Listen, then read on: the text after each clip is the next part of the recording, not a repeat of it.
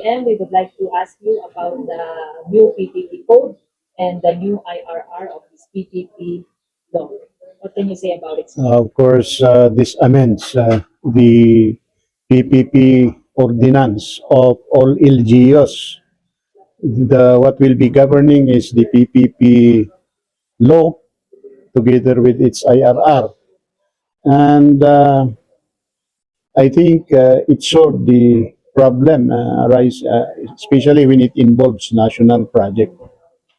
But as we all know, the controlling is now the PPP center. Based on that law, all proposals to the LGUs must be reviewed by PPP center. And if it is okay, it is in form and in substance, then they will give it to the LGU concerned. If it affects, it includes national government, then it will be reviewed by NIDA or the RDZ. But if it involves the LGU only, then it will be forwarded to the LGU, and the LGU may reject or may accept. Then they will start with the negotiation. However, sir, we already have proposed project from a private entities. What will happen now to these proposals? Accordingly, it will push through. For those who have been issued OPS, then they will first submit again their project proposal at the PPP center before negotiating with the LGUs. But those who have finished negotiation, like what we did in the city of Baguio, the SM and the parking contract, which was already consummated, then they resubmitted at PPP Center for endorsement again. No? But it was endorsed.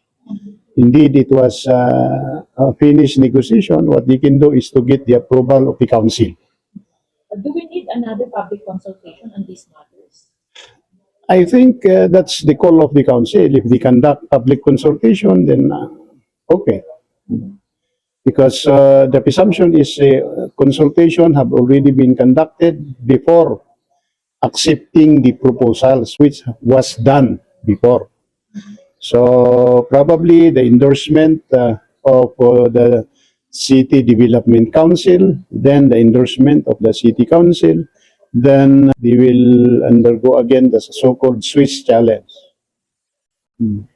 So, sir, no back to zero. No. For those new proposals, it will be back to zero. But those who have already issued the OPS and there was a successful negotiation, they will just affirm and confirm. PPP, okay.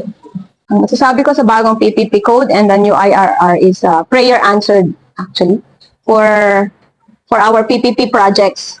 Kasi hindi naman pwede ang PPP projects natin minamadali at ina-approve lang ng kukonti.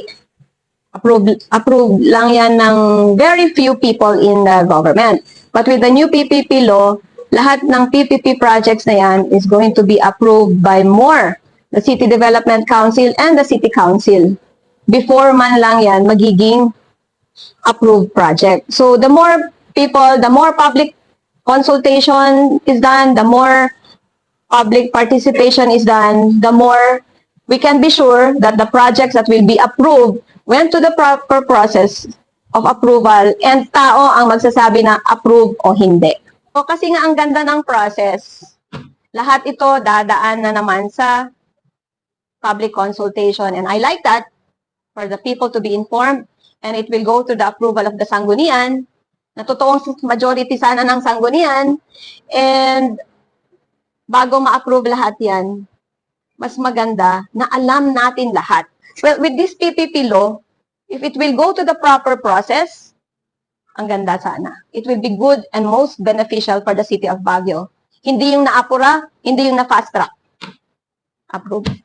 Okay, so we are indeed happy that national government has already released the final implementing guidelines of the PPP code just last week. I think April 6 was the approval date of this implementing guideline.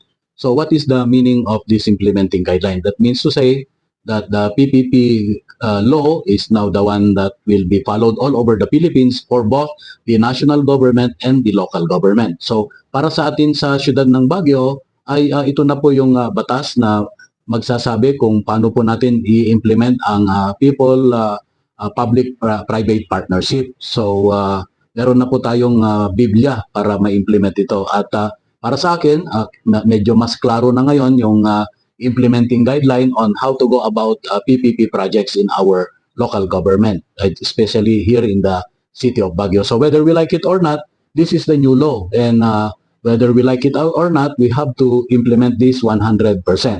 Now, in the city of Baguio, siyempre, there are issues here, particularly there are applications for PPP project that was filed when we had the local PPP code. So what was followed was the local PPP code, but per PPP law, the local PPP code is now considered cancelled. It's now considered terminated, and we have to follow the new law. So the issue in the city of Baguio is whether or not we have to start all over again, meaning to say from the very beginning.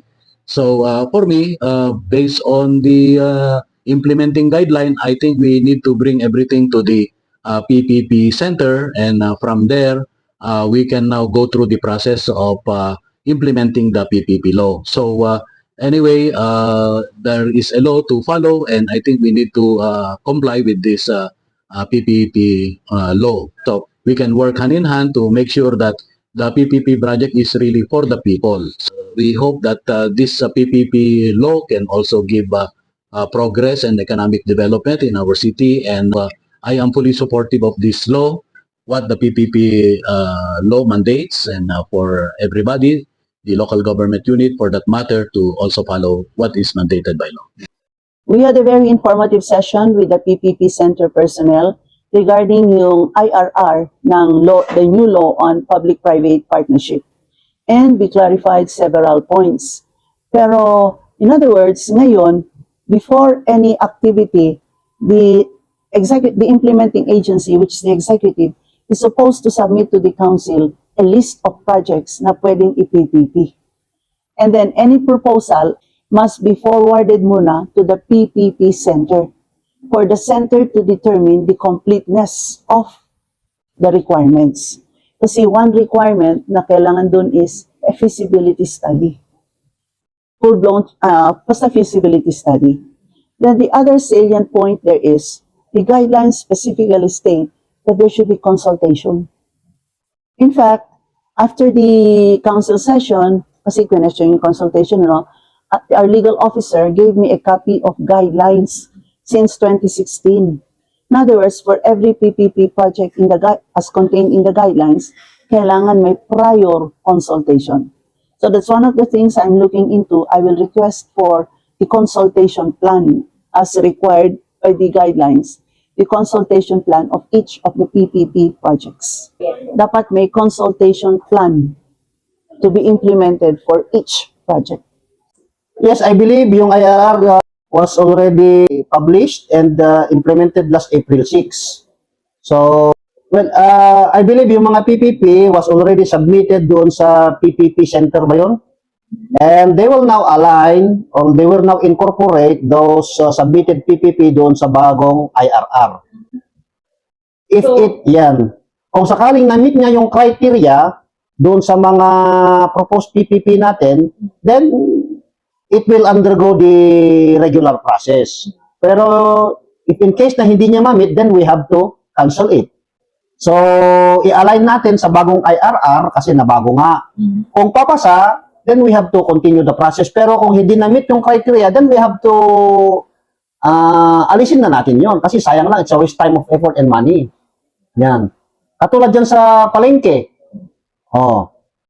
The proposal of developing our public market by a private entity.